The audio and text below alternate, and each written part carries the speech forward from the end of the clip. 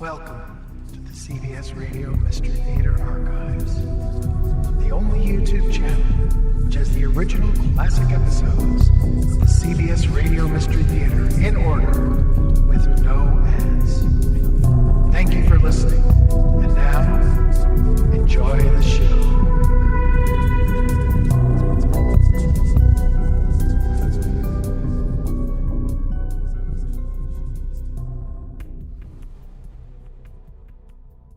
The CBS Radio Mystery Theater presents...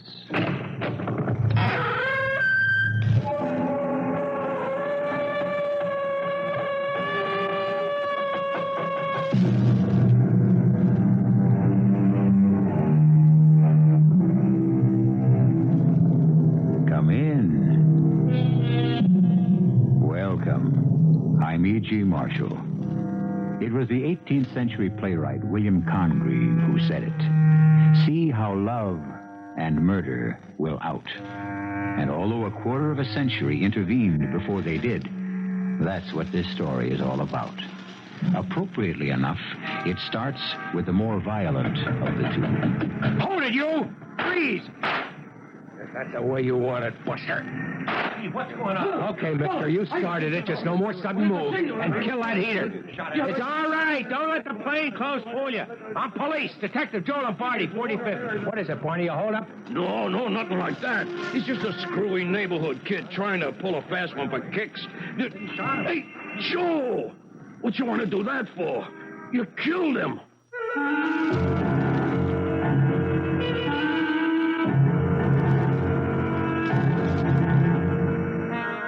Our mystery drama, Murder Will Out, was written especially for the Mystery Theater by Ian Martin and stars Mason Adams. It is sponsored in part by Buick Motor Division.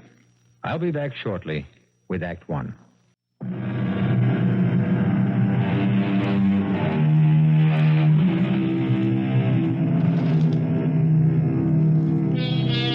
In the city of New York, the police pride themselves on not being a police force, but a police service. Talk to any bedrock cop. Reach down through the layers of why he wanted to become a police officer, and you'll find that the great majority put service first, before pay, benefits, or power. That goes for almost any police force through the country. Easy to malign these days, not so easy to praise, because the weight of the crime graphs is hard to sustain. But above all, a cop is human, and that works on both sides of the line. Doors open. Come on in. Okay, Captain. You bring the coffee in? It's right here. Thought you might want to chew me out first. Yeah, I shouldn't drink coffee. It ginches my ulcer. You get it? I'll chew you out better with an aching gut. Yes, sir. Any news on the Crocker kid? Looks like he's going to make it. No thanks to you. The bullet went right through his chest, but managed to miss anything vital. How, I don't know. You should be as accurate on the range. Yes, Captain. And a hell of a lot less trigger-happy. You know that boy is only 16. He's 6'1", weighs 185, and he squeezed off 2 shots at me. How? He wasn't armed. It was nighttime. The street's badly lighted. Maybe threw it away, but he had something in his hand, and I heard the shots. Maybe you heard a backfire. Oh, damn. Prune Danish again. Why can't I ever get a cheese Danish? You want to know what he had in his hand? Maybe it was a zip gun. He had a bottle of beer. All right, so he heisted it. But his old man was hungover, and he sent him over to Barney's pub, and the kid left it a bottle of suds. So it's against the law. With what we have to handle in this precinct, it's worth making a federal case over? It's kind of looking that way for me, isn't it? A couple of citizens' committees brewing, some pressure from the newsboys, and unfortunately, it's a good story for them if they start digging up old bodies. Oh, I didn't mean that the way it came out. I know, Captain Stark. Well, you should. Sal was my best friend. We rode a squad car together for 6 years. And when he... Well, I swear, they fry this stuff. They boil the beans first, and then they fry them in dishwater. Call this coffee? You gonna break me? Well, I gotta do something, Joe. I just can't sit still. You fired at him, and he wasn't on. There were 2 shots. I heard them. A truck backfired. Oh, I know how it looked, Joe. You were tired just coming up out of the subway. You see a guy on the lam. You tell him to freeze, and he stops, turns, and it looks like he laid 2 on the line for you. A cop has a right to protect himself. Reflex action. I pulled my gun. But you didn't have to pull the trigger. You weren't hit, Joe. I should wait to be? You were in plain clothes. The bartender says you never even identified yourself as police before you fired. Okay, Captain. You want my badge? I don't. I understand. I don't approve, but I understand. What do you want me to do? Hold back like my pop and get my brains blown out? Oh, that's the whole trouble. That's what I mean when I say I understand. If Sal had moved as fast as you, Same maybe... deal. My pop got her right in front of that same lousy gin mill. Now, wait a minute. You were only 5 years old when it happened. It wasn't that simple. You studied the file. I don't have to. I got it all from my mom all those years growing up, and I know the file like I know my own name. All right. Knock it off. You think if we'd had enough of a case, I wouldn't have nailed that Leslie Peavy? First off, we couldn't find him, and second off, there wasn't enough case against him as it stood to warrant anything beyond an APB. And he got away. Sure. You let this crumb bum kill my pop, one of your own, 25 years ago, and the guy is still running loose. I'm not going to get caught up in this old argument, Joe. Except this far. It's your obsession that poisons you, not only as a police officer, but as a man. It's held you back your whole career. And now it's pretty near ended. You asked if I wanted your badge. No, I don't. But I think you need some time to think over just what you want to be. The Avenger or a real-life cop who knows his job isn't guns and shootouts, but good, solid service to the public. I could suspend you. Okay, go ahead. I'll take that from you because of my old friend. Now, instead of suspending you, I'm suggesting that you got a lot of vacation time coming, like at least a month. You can start it today. That's the same thing as suspension. Not quite. And I want one thing in return. What? I want you to forget you're a cop for the next 4 weeks and try to get to know yourself, Joe. Wake up. Wake up, wipe the slate, lock your gun in a drawer. Learn to be a real human being. Okay, that's it. You're off duty as of right now. I left the office choked with bile right up to the back of my tongue. I shouldn't have been mad at the old man, but I was. He said he understood, didn't he? But he didn't. It's my private war. I got as many citations as I have call-downs, censures. So maybe I'll never make it beyond detective third grade. Who cares? If I can't get the guy who rubbed out my father, I'll get enough to make up for it. And thinking all this, I'm back at the stop order book, running through its well-thumbed pages, back to that screwball name listed as having a warrant out on him even after 25 years. Leslie Peavy. And suddenly, I know what I'm going to do with that vacation I don't want. Morning, Green. Hi, Joe. We have XB31407, huh? Again? You know, Officer Green, you ought to take a tip from your predecessor, old Bunky. He just learned not even to ask when I came in, but went straight to the files and got it. Okay, but don't get so uptight, Detective Third Grade Lombardi. I'll get your file for you. What you need it for beats me. You've seen it often enough, you ought to know it by heart. Here you are, XB3-1407. Thanks. For the file, not the smart talk. What are you breaking out on spots for? Oh, did that kid you wing buy it? Nope. He's gonna make it. Oh, thank the Lord. Maybe. Maybe he wasn't up to anything this time, but he will be. I know the type. I can smell him. I can feel him. And someday, maybe some other cop will just give him enough of a break to get his ticket canceled. Because that time it won't be a beer bottle in his hand. It'll be real heat. Saturday special, hideout gun, anything that shoots bullets and kills. What's the matter, Joe? Did they set you down for what happened? No. Well, then how come you're so bitter? I mean, well, it's none of my business, but you're a good-looking young guy, and I know you got a sense of humor. Catch you off guard, you can be real nice. How come you get so little out of it?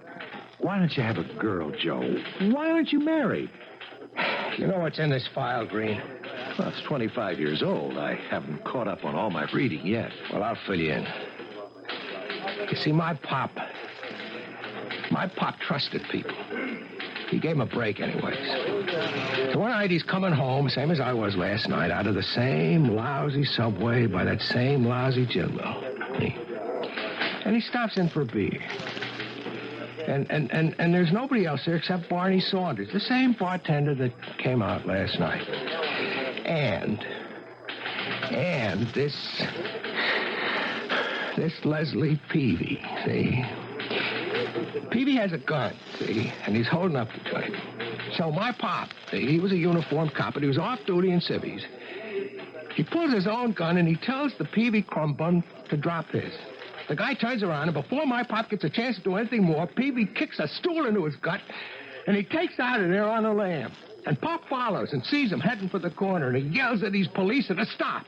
He fires one warning shot in the air, and this heist artist turns and squeezes one off that takes my pop right in the... It's okay, Joe. I understand. Look, why don't you let it go, Joe?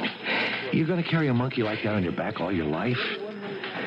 Anyway, how are you going to find him after he's buried himself successfully all these years? I just need a few things out of the file here first. And then I'm betting that I can find him and I can get him identified. How? I have a hunch by now he's safe enough to have surfaced somewhere. And with a name like Leslie Peavy, he shouldn't be that hard to get a fix on.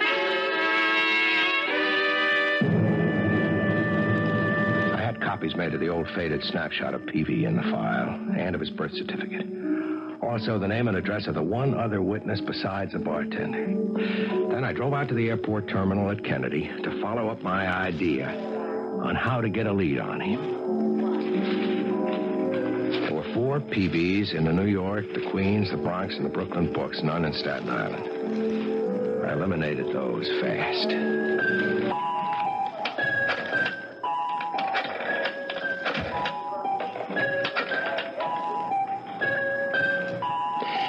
Could I talk to Mr. Peavy, please? He's no longer at this number. Well, do you know where I might reach him? I see. Well, just to make sure, do you happen to recall his first name? I see. Do you recall if he was very tall or short? Very short. Thanks. That wouldn't be the man that I'm looking for. I see. There is no Mr. Peavy. You're a spinster lady. Your name's Peavy. Thank you so much. Beg pardon? Oh, no. Sorry. Sorry, ma'am. You're not on radio.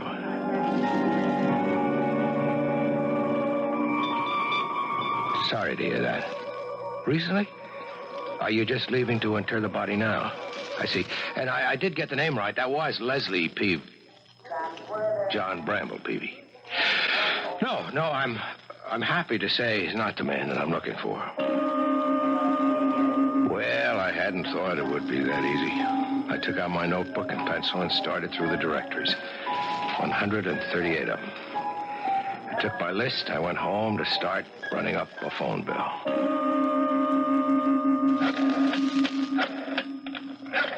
On the 11th, Miami, Florida, I hit pay dirt. This is George. What can I do for you this fine, bright day? Is this Peavy's Auto Repair? It sure is, brother. I wonder if I could talk to your boss.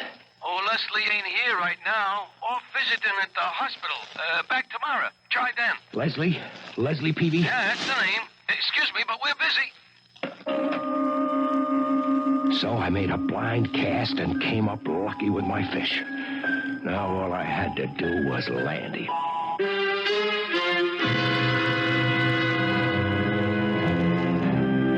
A quarter of a century, and suddenly, with the effort and small expense of a few phone calls, a man buried in anonymity is turned up. It seems almost too easy. Or to bring up another metaphor, first catch your hare, then skin him. This is only the beginning of Joe's compulsive quest for vengeance. I'll return shortly with Act Two.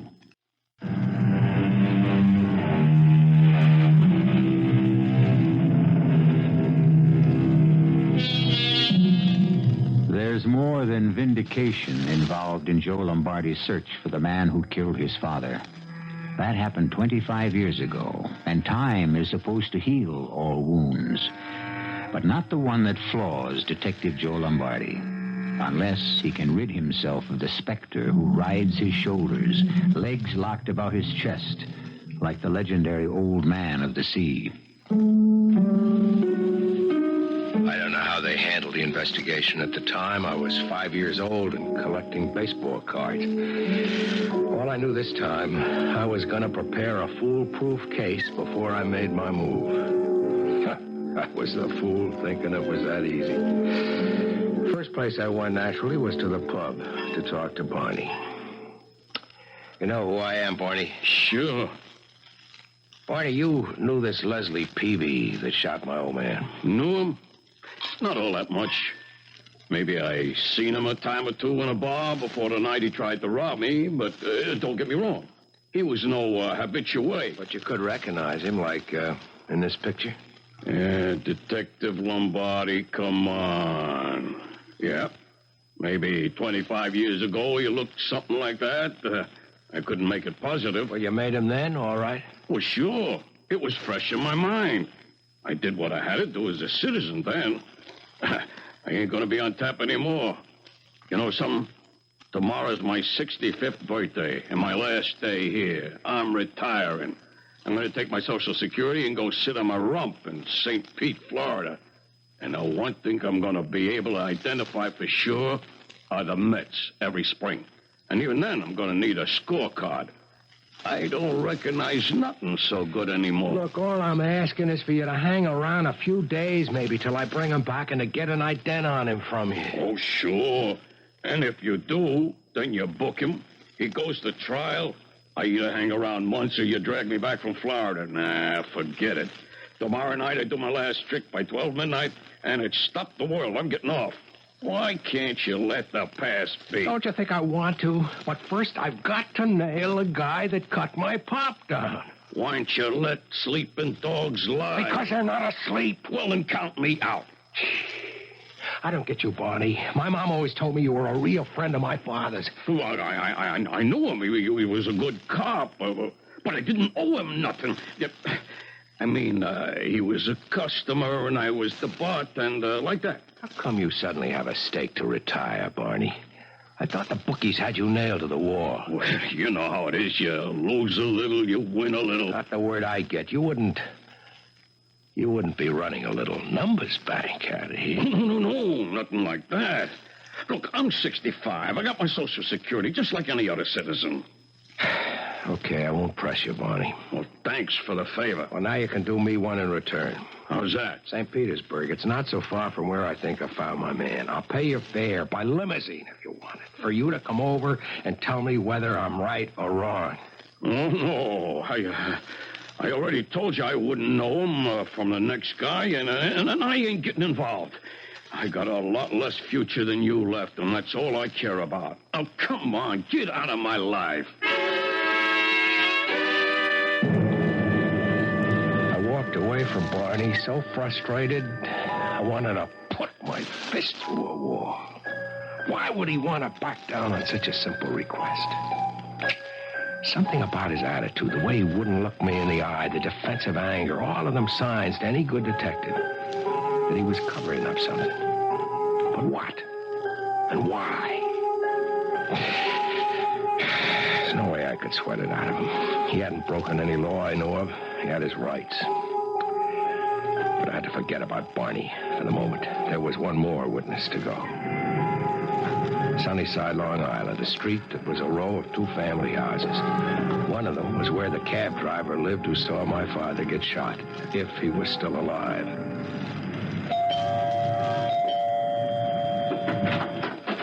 Yeah?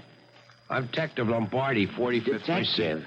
Oh, no, here are my credentials. Nothing to be scared of, Buster. Well, I don't see how they could be. We ain't done nothing Of wrong. course not. Just want to ask you a few questions. I called earlier, but there was no one home. Yeah, well, I just got back from work. If it's about the Schuyler girl getting mugged and raped, we don't know nothing It isn't about it. that. First, is this the home of Mr. Louis Brotman? Yeah, I'm his son. He's a cab driver? Well, he was. He's retired now. I'd like to ask him a few questions. Well, he ain't home. He's out taking a walk. I wish he wouldn't stay out so long. The way things are, I don't feel safe if he isn't home before dark. And then he don't know enough to... What kind of questions? Well, something that happened a long time ago. He saw a man get shot. Oh, you mean the cop? Oh, sure, Pops told me about that. I was just a kid when it happened, of course. Yeah, me too. And the cop was my father. Oh, well, ain't that a shame? Yeah, but they never found the guy who done it, did they? No, not... Well, I mean, I think we may have turned him up. You see, I wanted your father to help me identify him. I mean, if he can, after all of these years. Well, I'm afraid he couldn't help you out. Well, he may not have changed so much. Well, maybe not, but my father has. Yeah, that's him coming now. What? You mean the man with a cane? Yeah, glaucoma, they call it. Happened 5 years ago. First, they thought they could save one eye, but it didn't work out. He's stone blind. So that left it squarely up to me. I knew the captain wouldn't back me up, not without witnesses to make a case. So it looked like I was going to get that vacation after all. I had to go to Florida, to Miami. But first, there was something else I had to dig out of the files. I thought you were supposed to be on vacation. Just about to start. Something I had to check out here first. You taking that monkey along for a companion? Huh? The one on your back. The one that ought to have been buried in that musty old file you can't keep your nose out of. Green, I know you mean well, but butt out, huh? There's only one way I'll ever bury that monkey, and that's... I get your message, Joe. I'll mind my own business. Now, if you'll excuse me, I'll get my own messages. Board file, Officer Green speaking. Yes, sir. Sure. Green's preoccupation with the phone call was just what I needed. Give me the number. I took the file out of his sight, riffled through it quickly, and got out the old bench warrant that Judge Arnold had issued. The judge was long dead and the warrant no longer valid, but I had this notion that I might have to use it. By the time Green was through with his phone call, I had the file back on the counter, and he took it and put it away without checking it. Right, sir. That was quick. You all through? Sure. Okay, now, just let me put this away. Sergeant Croft's got a rush order. See you, Joe. Aren't you going to wish me luck? Vacation? What else could you have? Maybe you're right, Green. I sure hope it turns out that way. Joe, what are you doing here? Didn't I tell you I didn't want to see you for a month, that you're on a vacation? I'm heading for Florida in a couple hours. I just stopped by to pick up a couple of things. Where about you going? Oh, I figured like maybe Miami Beach. Huh. Miami Beach. Yeah, your father and me once had a trip down there to pick up a prisoner. Hey, before we were both married, that was. And yeah, well, that's better forgotten now. Point was, we made a good friend. I kept up with him. Sam Williams, he's sheriff of Dade County now. You need any help or get in trouble,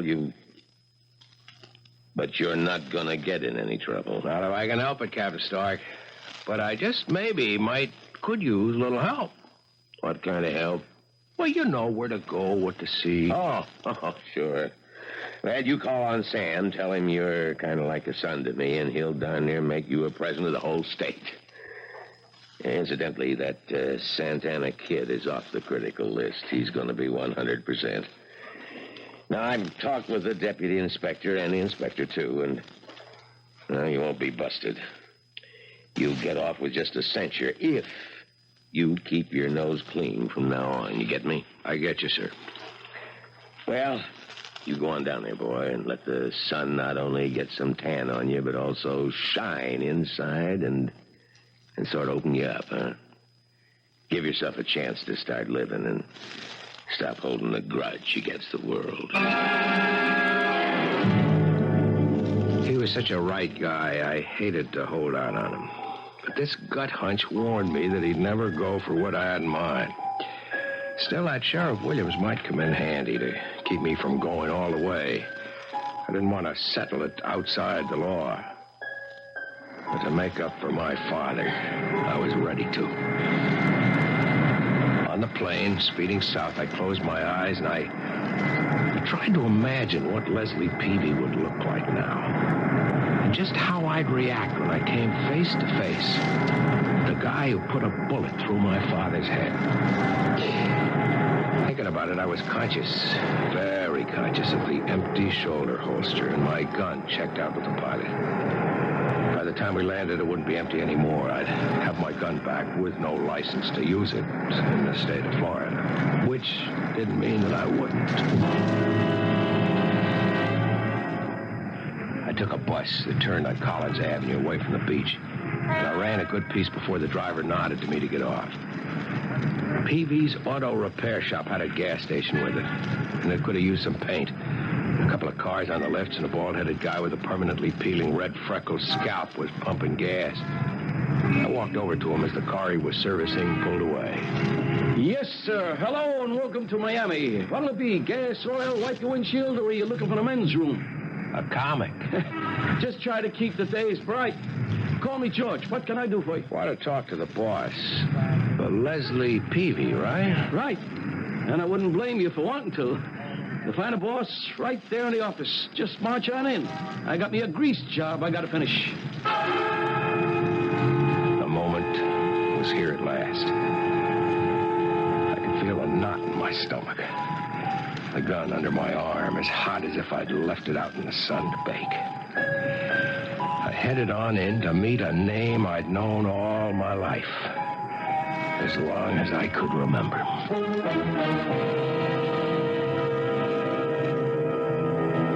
What is it Detective Joe Lombardi expects to do when he meets the man who killed his father? Try to take him back to New York at gunpoint to stand trial with no witnesses left to appear against him? Or just simply put a bullet through his head with that same gun he has no license to carry in Florida? I'll return shortly with Act 3. For a moment, Joe Lombardi stops at the glass door looking into the office. There's a small, trim blonde girl sitting working over some books at a desk. The rest of the office is beyond his sight line round a corner. He hesitates because of the girl. There's something about her that somehow dissipates his sense of mission. A sudden aching longing that if this were only a vacation, this is the girl he would want to meet on it. A completely irrational thought, but strong enough to force him to make an effort to thrust it aside and enter. Good afternoon. Can I help you? Yes, I'm looking for a Leslie Peavy. Not anymore, you aren't. But what does that mean? It's like a joke. You're not looking for, you're looking at. Well, you mean you're the boss? If you mean do I run this little tourist trap, that's me. But you can't be. Haven't you ever heard of woman's lib? Well, that's not what I mean. I mean, I'm looking for a man named Leslie. For some reason, I seem to have caught you clear off base, Mr. Joe Lombardi. Mr. Lombardi. But I hate to tell you this. For a pretty good-looking guy, you look kind of funny with your mouth wide open. That's beside the point. You got any proof that you're Leslie Peavy? Sure. Have you got any proof you've a right to question it? These. My credentials. Oh.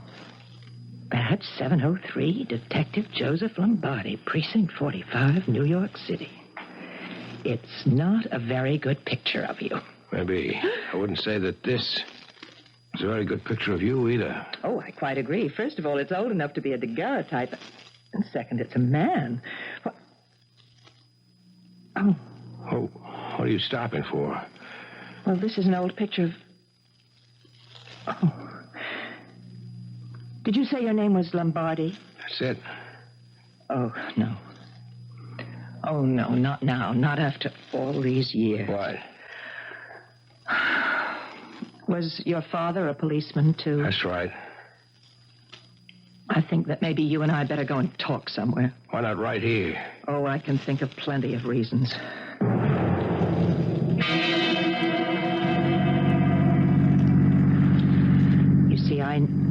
never knew about you and your father till a couple of years ago, Detective. My mother died when I was born, and I've just always grown up thinking that my last name was Chalmers. Chalmers? Well, that was my mother's maiden name, as I found out. How did you find out? Well, things were kind of rough for Dad and me while I was growing up. I never understood why he couldn't get better jobs. He had the ability. But he seemed so afraid of people, and we always lived in such small towns that a man just had to take what he could get. When did you learn your real name? About 6 years ago. My dad had a cousin who owned a gas station or auto repair, whatever you want to call it, and he died, and he left it to my father. And that's when that's when I first learned that my real name was Peavy. I mean, in order to make it legal and everything. My dad couldn't inherit without telling who he really was. You mean he had to produce his birth certificate, things like that? Yes, of course. Well, I brought you here. It's the only quiet place that I know in the area, and still be able to look out to the sea. I wish I could appreciate it with you. I really mean that. But I can't stop for things like that now. Well, what are you here for, Detective? To try to drag my father back to trial? He killed my father. Why wouldn't I? After all these years, don't you think he's suffered enough? After all these years, don't you think my mom and I have suffered enough? This is one of my most favorite spots in the world. The waves rolling in, the gulls. And right down below, in that cove, I found my first starfish. I don't get what you're saying. I know. I just wish I could have brought you here under different circumstances. So, Mr. Sleuth, nose to the ground, nostrils wide, mouth panting, you have now tracked down the prey. I wish you joy of it. Now what? Now I'm going to do what you want. I'm going to take you to the arch criminal and see just how you're going to arrange for his arrest.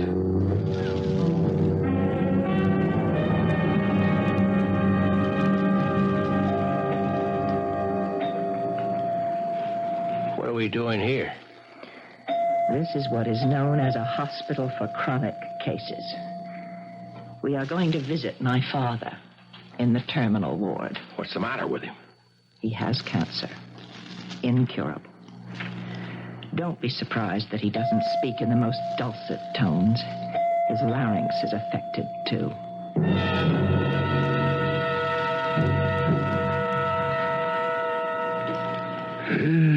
I thought maybe I'd made it. I cheated you long enough so I'd be gone and my daughter wouldn't get hurt. It isn't that easy. You killed my father, didn't you? Yes. Mr. Peavy, nobody wants to kick a man when he's down. But my father, all my life I wanted to make up for him that someone took him out for no reason and wrecked my life and my mother's. Your father was a fine policeman. Right, Detective? No one finer. So leave it that way. Now, wait a minute, Dad. Just leave it that way, Leslie. How about you, Detective? You gonna let it lay? Why should I? Because nothing you could do could make me pay more than I already have for that stupid act. I might as well have been in jail for 35 years. One good thing was my daughter here. Leslie, the only person you can hurt is her. Give her a break, please. I can't. I'm a cop. It's my duty. I'm not going to take this. Not for myself. I don't care. But for you, Dad. Tell him the truth. I can't. He wouldn't believe me anyway. Well, then I will. Listen to me, Mr. Tough Detective. My father shot your father in self-defense. He tried to kill him first. Sorry, Miss Peavy, it won't wash. My father fired a warning shot in the air. Oh, the hell he did. There were 2 witnesses. They saw the whole thing. Then they lied. Why would they lie? Because everybody knew about your father, that he was trigger-happy. All right, that is enough. I don't blame you for trying to protect your own, but I don't take that from anyone. How could you know anyway? Because I told her, of course, when I had to tell her my real name.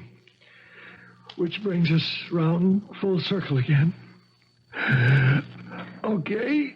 Dad, you're in pain. Let me get the nurse. Not for a moment. Let's try to get this straight first. What really happened that night? I was a pretty wild kid. Nothing real bad, but I wasn't always, like they say, on the side of the law. The night it happened, I was at the time running a little book. No connections, just private penny ante stuff.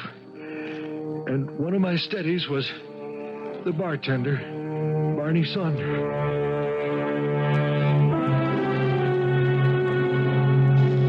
I'll spare you the agony his daughter and I went through listening to that tortured story from a dying man. I can tell it in fewer words with less effort.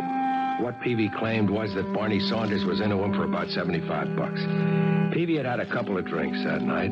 He went in to collect. Barney claimed that he didn't have the dough. He opened the cash register to prove it. And there was a gun, unregistered, in there. And to throw a scare into Barney, Peavy lifted it and threatened if he didn't pay up, he'd have him rubbed out. And that's when my pop came in. Peavy recognized him. Barney pulled the fake hold-up line, and Peavy lost his head and took it on the lam. In his story, when Pop squeezed off the shot, it went right by his ear, and he could hear it hit metal somewhere and ricochet. It was sheer reflex action to turn back, fire in return, knowing, as he claimed, my father's reputation. I wouldn't even have listened to the story except for 2 things. I swear, I never meant it. I never fired a gun in my life.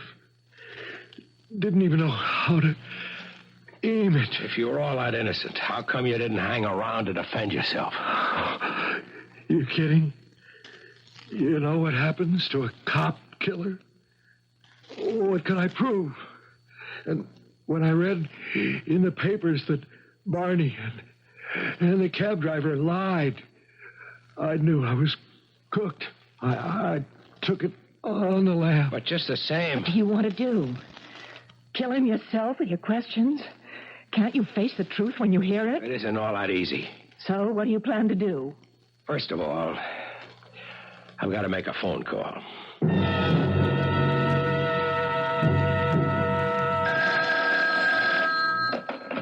Captain Stark here. Captain, it's Joe Lombardi from Florida. Oh. I found Peavy, Captain. But he's dying of cancer. Can't even count on a week to live. So let sleeping dogs lie, Joe. Maybe, sir. After 2 questions. Was my father as trigger-happy as you think I am? Why do you ask? That's the second question. I always had a notion you dragged your feet some on the case. Was it because that first shot Pop fired wasn't straight in the air? Now, Joe, we all make decisions and, well, we make mistakes. Sal was my friend. I wanted to protect his memory. And remember, I had no sure proof. Just about where Peavy was standing when he fired, there was a lamppost with a fresh scar on the paint right down to the steel. Could have been made by a bullet, but it ricocheted, of course, so... Well, who's to tell? We never found that bullet. Thanks, Captain. Now, Joe, wait a minute. What are you going to do? I don't know. Captain, I just plain don't know.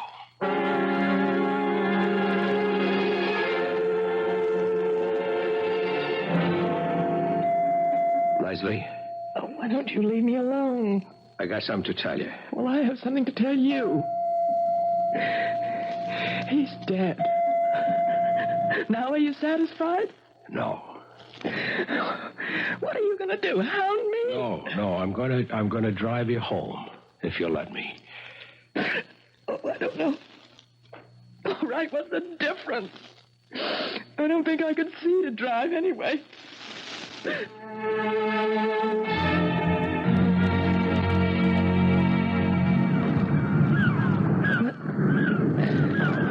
What made you drive back here? I don't know. Good place for confession, maybe. Confession? I'm just like my father was. I can see that now. Oh, I had a big excuse to get back at the world, but that wasn't really me. Well, who was it? I was a kid trying to live up to a kind of idol that my mother built and who, heaven help her, wanted revenge and made me the way to get it. Maybe I don't blame her too much. She didn't mean it, but to suddenly find out after all these years that my pop, well... All right, Joe. I'm sorry. I don't know what... It's all right. Let it go.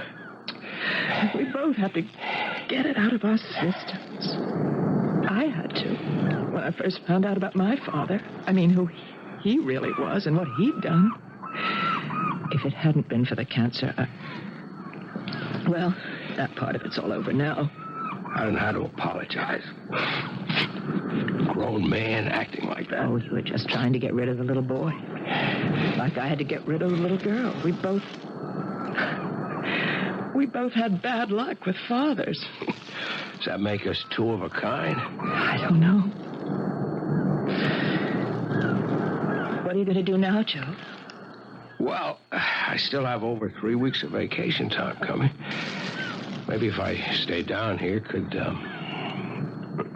we see each other? I guess we could. I have no one else. Me neither. Leslie Peavy and Joe Lombardi. The last two people I ever figured could make a deal. Wait a minute. Let's not rush things. Who's rushing anything? We've got 3 whole weeks.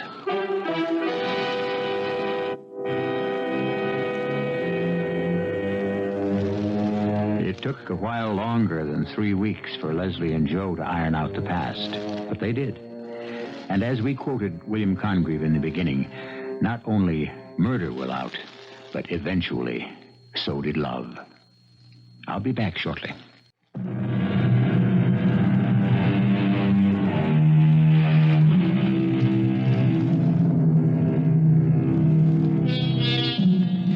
The one bone of contention before they were married was whether to run the gas and auto repair shop or have Joe return to the force. It was Leslie who finally convinced him to. A wise woman. She knew the best way to atone for all the past was for Joe to become the kind of police officer he always should have been. Servant of the people, not an avenging force. It's Lieutenant Joe Lombardi now, and his name stands top of the list to replace his old friend and surrogate father, Captain Stark, just as soon as he retires. Our cast included Mason Adams, Marian Seldes, Robert Maxwell, Leon Janney, and Gilbert Mack. The entire production was under the direction of Hyman Brown. And now, a preview of our next tale. Corey, if you walk out of here and don't tell me why... Look, Inga, order some lunch. Have the roast beef, darling. It's good here. And I'll call you. If you go now, I don't want you ever to call me.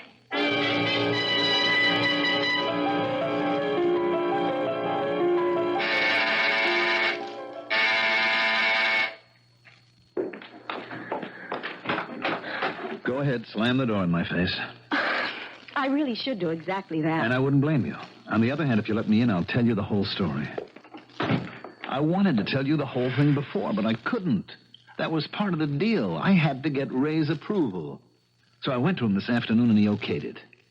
Well, how nice of Ray. He even liked the idea of your knowing. I'm his slave, Inga. I'm Ray Chaffee's personal slave.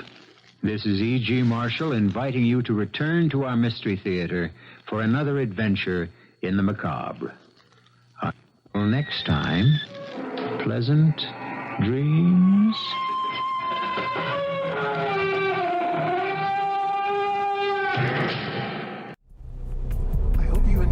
episode of CBS Radio Mystery Theater. If you've enjoyed this and want to hear more, please subscribe to this channel. You can also visit my other YouTube channel by searching Mr. Brian McCarthy